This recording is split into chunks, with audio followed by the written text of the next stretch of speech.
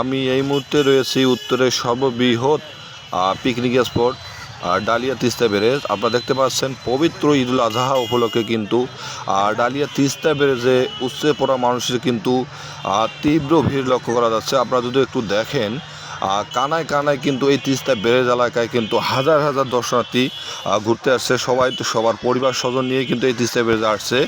আমি যদি আপনাদেরকে একটু দেখানোর চেষ্টা করি, ডালিয়া ব্রিজের যে পয়েন্টটি রয়েছে এই পয়েন্টটিতে কিন্তু চারপাশে বিভিন্ন জেলা থেকে মানুষজন আসছে। আমরা যেটা জানতে পেরেছি নীলফামারী, লালমনিরহাট, কুড়িগ্রাম, রংপুর সদর, দিনাজপুর বিভিন্ন জায়গার মানুষজন কিন্তু এখানে ঘুরতে আসছে।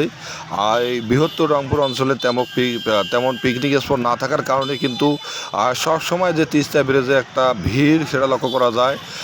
আমরা যেটা জানতে পেরেছি ঈদের 7 দিন এই ডালিয়া তিস্তা ব্যারেজে উপচে পড়া মানুষের তীব্র ভিড় লক্ষ্য করা যায়। ব্রিজ কর্তৃপক্ষ আমাদেরকে জানিয়েছে এই ভিড়টা কন্ট্রোল করতে এবং এখানে আইন শৃঙ্খলা পরিস্থিতি নিয়ন্ত্রণে রাখার জন্য কিন্তু পুলিশ, আনসার, পাশাপাশি লালমনিরহাট জেলা, নীলফামারী জেলার সেনাবাহিনীও কিন্তু এখানে কাজ করতেছে। আমরা যেটা জানতে পেরেছি বর্তমান কিন্তু ডালিয়া যে পয়েন্টটি রয়েছে এই ডালিয়া পয়েন্টে কিন্তু তিস্তার পানির কিন্তু মোটামুটি বলা চলে যে একটা বিপদ সীমার উপর দিয়ে প্রবাহিত হচ্ছে। এর পাশাপাশি যে উপচে পড়া ভিড় যেটা লক্ষ্য করা যাচ্ছে সেটা কিন্তু কন্ট্রোলে আনতে কিন্তু এখানে যে ব্রিজ কর্তৃপক্ষ আছে তাদেরও কিন্তু একটু হিমশিম খেতে হচ্ছে। উত্তরবঙ্গে তেমন পিকনিক স্পট না থাকার কারণে কিন্তু এই যে ডালিয়া ব্রিজে মানুষের আনাগোনা কিন্তু অনেক বেশি হয়। এই আনাগোনা বেশি থাকার কারণে কিন্তু এইখানে যে তিস্তা ব্রিজ কর্তৃপক্ষ আছে কর্তৃপক্ষ কিন্তু অনেকটা হিমশিম খেতে হয়। আমি যদি আপনাদেরকে একটু দেখানোর চেষ্টা করি, এখন কিন্তু একেবারে পর্যন্ত বিকেল চলে এসেছে, কিন্তু এই পর্যন্ত বিকেলেও কিন্তু এই একটু পরিমাণ মানুষ কিন্তু এখানে কমেনি।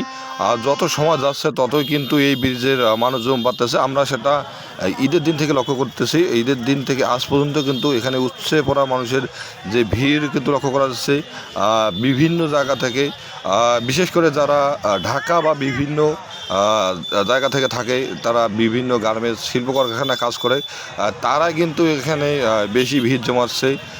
পাশাপাশি এখানে কিন্তু উত্তরবঙ্গের একমাত্র যদি বলা যায় সর্ববৃহৎ বাংলাদেশের সর্ববৃহৎ সেচ প্রকল্প সেটাই কিন্তু তিস্তা ব্যারেজ। আর এটা কিন্তু একটা আন্তর্জাতিক নদী হওয়ার কারণেই কিন্তু এখানে মানুষের দেখার যে আগ্রহটা সবসময় বেশি থাকে। এই আগ্রহের পরিপ্রেক্ষিতে কিন্তু নীলফামারী পয়েন্ট এবং অপরজিটে যে পয়েন্টটি রয়েছে সেটা হচ্ছে লালমনিরহাটের দোয়ানি পয়েন্ট, এই দুটি পয়েন্টে কিন্তু মানুষের উপচে পড়া ভিড় কিন্তু লক্ষ্য করা যাচ্ছে।